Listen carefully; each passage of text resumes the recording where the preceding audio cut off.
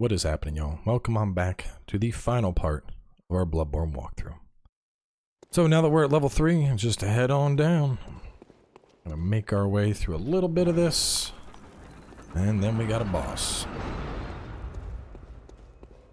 So we're not worried about leaving for vials or anything. We should be fine to continue through this. Though you can, if you want to spend your stuff. You can see the door we got to exit out of is right there. But we have this guy first up. Circle around and give him that big donk.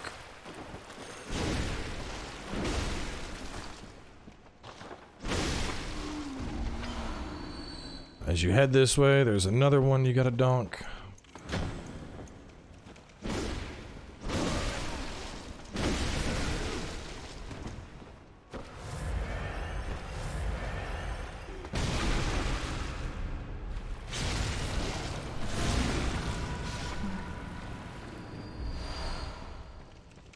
You'll get good echoes in this place too. A little scorpion here. Lure that in if you want.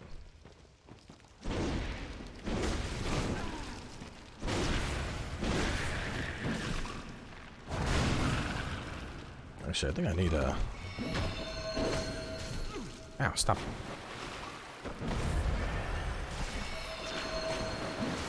Holy shit, dude, the scorpion. Stop it.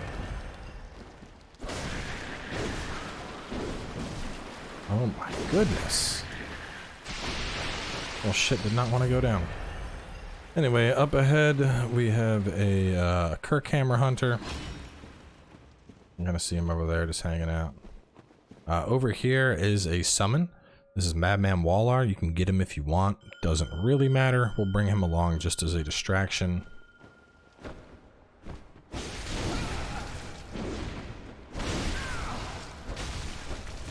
These are old hunter bells. Get him, Waller. Get him with your snaky apparel. I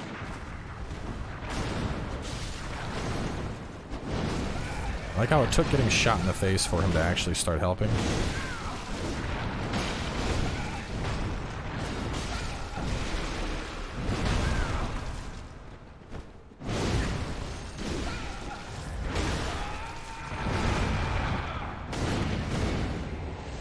He's pretty much just here as a distraction for us.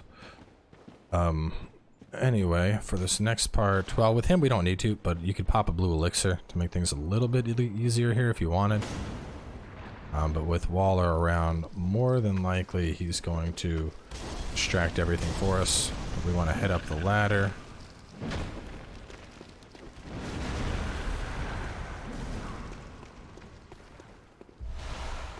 Head this way, kill this guy.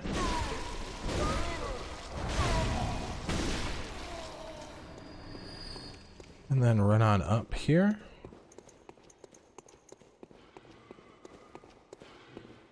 And slowly creep behind.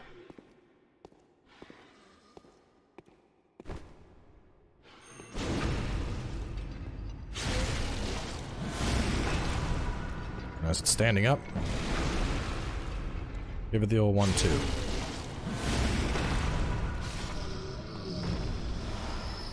Alright, with that dead, I'm gonna see have this ugly boy.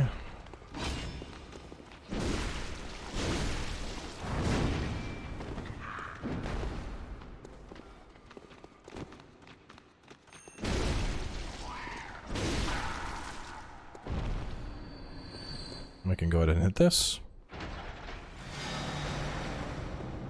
And there's another one right there.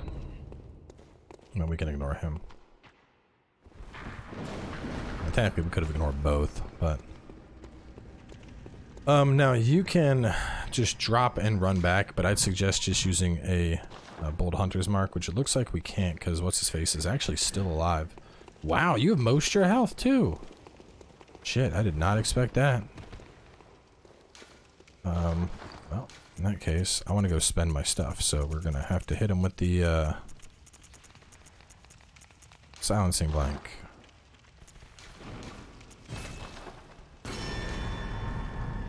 Goodbye, Waller.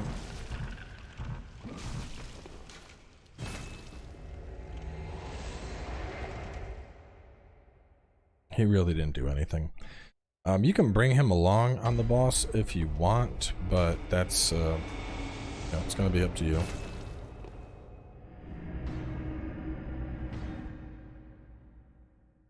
There is a summon we're bringing to the boss. It's just typically not Waller. So head on over, spend any of your echoes. This is one of the final pushes. Just inching every little bit out that I can. Farewell, good hunter.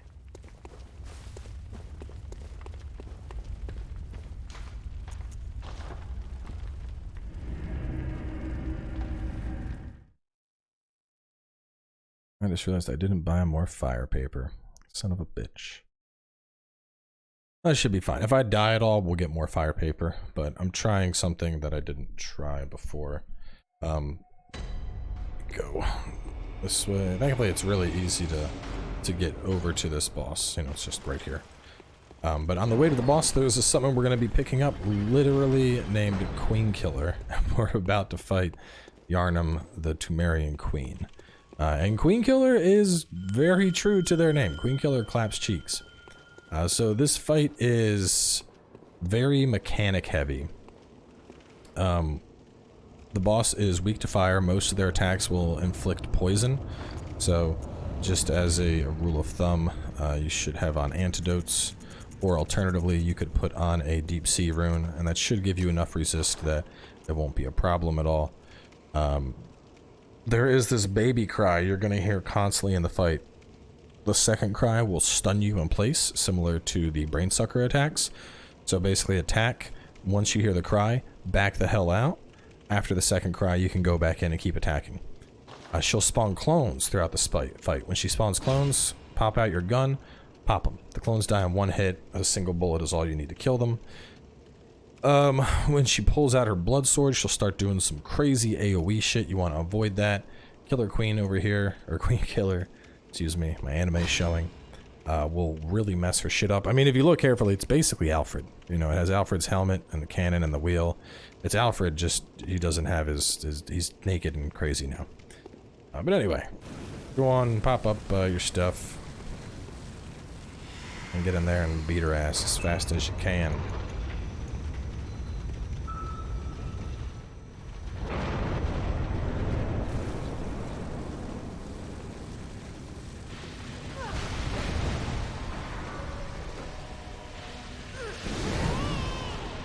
That's the second cry.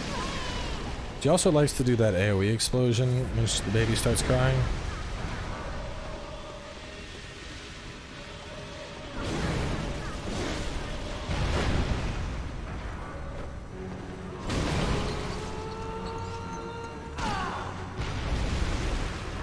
You can visceral her, but... Oh, shit. Nope. Ooh, there we go. See, he didn't get out in time. And since he didn't get out, he got grabbed. I also got grabbed, but I knocked her ass down.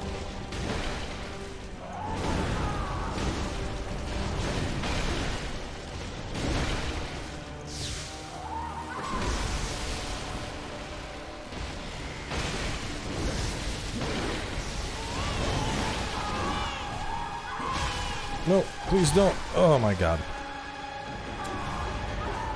And you can see why the baby is so dangerous. Because I got greedy there, I got caught in the baby cry, and then I promptly died. That's the hardest part of this fight, honestly, is, you know, because she's really not hard. And as you saw, we were stomping her. Quite literally just beating her. Just beating.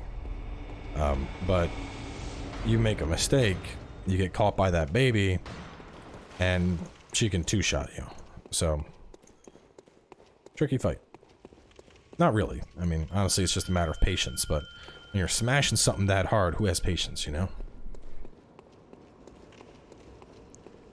Even though you can get viscerals here, I don't recommend it, only because with having the NPC along, more than likely he's going to end up hitting her and interrupting the visceral, so even though it's easy enough to get behind her and hit her with the auger, actually getting off the visceral's another story. Like, I'll open the fight just to try and show how it can be really tricky here, but I found it was not worth trying to go for a visceral strat here if you're bringing along Queen Killer, and even less so if you're not.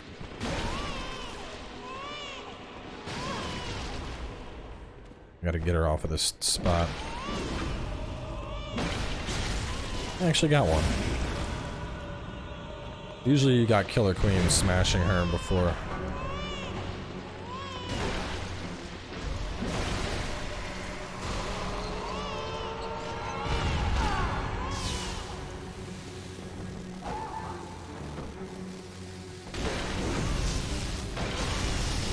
I take back what I said. We're actually getting. Oh, it's because he was stunned.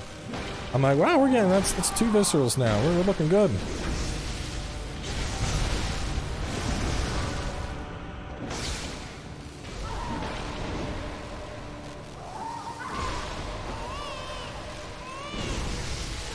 No, please stop. No, don't do it. Don't do it.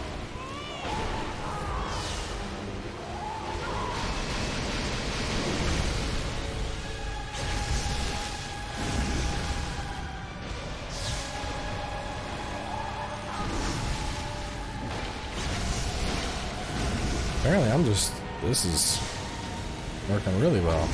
I was having a lot of trouble hitting the viscerals with the Amidala arm, but apparently with this thing, it is, we're just Slap City. Oh, that was close. She almost killed me. I'll let Queen Killer finish it off.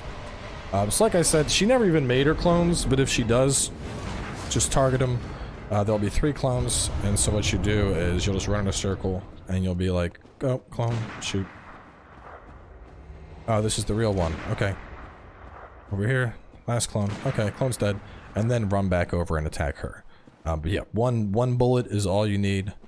And when she splits, 2 of them are clones, 1 of them is the real one. So the one that doesn't die in a single bullet, ignore it until the other 2 are dead, and then go back to focusing on her. But otherwise, with her down, you'll get your trophy. And you'll have saved yourself roughly 10 hours of hell, including a defiled dungeon where you would have had to fight a 30,000 health Amidala while you're at half your normal health, and he one-shots you constantly, and it's like a living cancer. Yeah, we skipped that. We skipped it. I've done it. I did it. And then that playlist that's a couple episodes back. You go to that playlist. I went through that hell. I'm not gonna go through it again. Which I know some people are disappointed, but what you gotta consider is for me to go do that, especially because it's the walkthrough prep.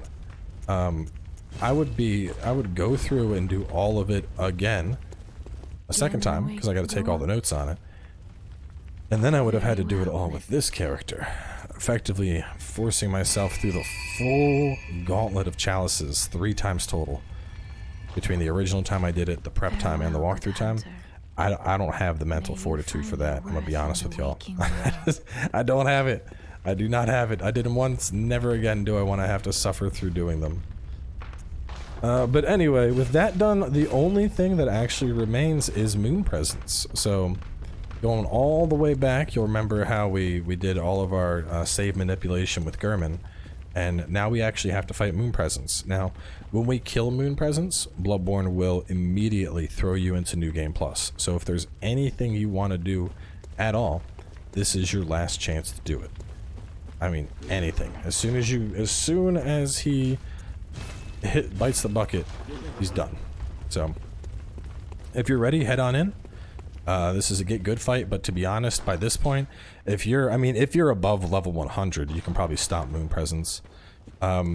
Resistances are equal across the board, so you can use bolt paper, fire paper, arcane paper, really whatever you want. Parrying him is not really advised. I mean, you can, but he's just all over the place, so I've never had luck with it. He will do this thing where he roars, and it brings you down to 1 health. When you see that, do not heal. Just beat the shit out of him instead. He, like, literally roars, it blows away your health, and you can rally it back up. So just keep attacking to get that health back up. Beyond that, yeah, that's about it. I mean, like, if you got past the shit you had to get past to reach the queen, you're not going to have any problem with Moon Presence.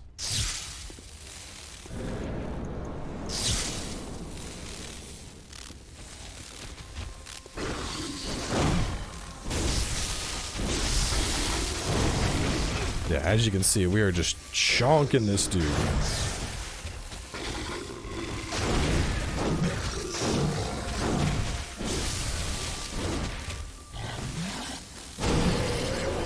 This is the part I'm talking about. Just dunk him. And see, now we'll do a heal.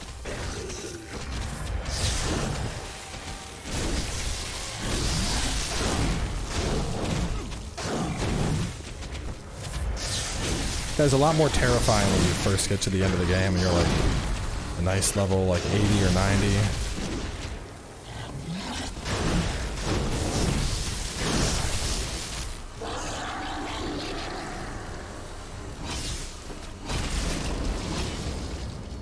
And that'll do it. And with the moon presence dead, we are completely wrapped up. And this is the ending that we get for consuming 3 1/3 umbilical cords. We are now a squid.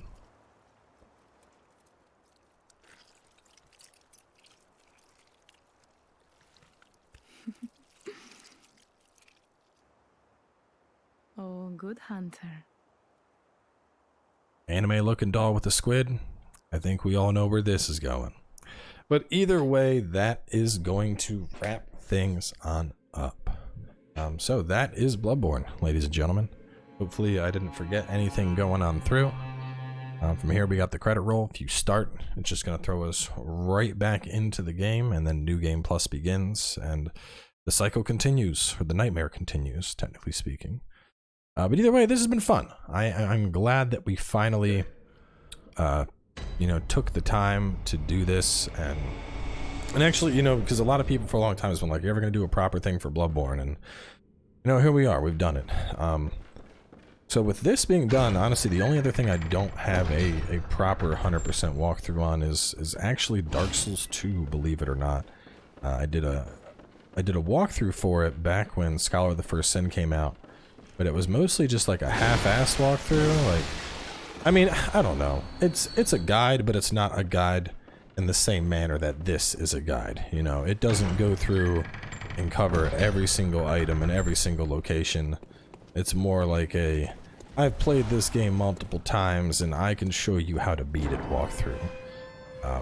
Despite that, honestly, I don't know if I'd ever go back and do a proper guide for Dark Souls 2, because while Bloodborne is a fantastic game, and honestly I think it's aged incredibly well, unfortunately I can't say the same for Dark Souls 2. Have any of y'all tried to play Dark Souls 2 lately?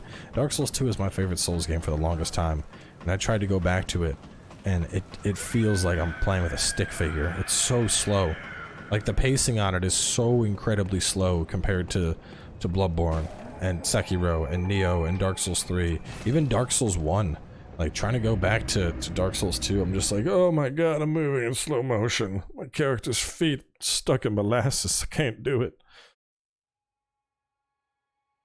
But anyway, we're going to wrap things up here. It's been fun. Hopefully y'all enjoyed watching. If you have any questions, drop them below. Otherwise, just, yeah, guess that's it. See you next time.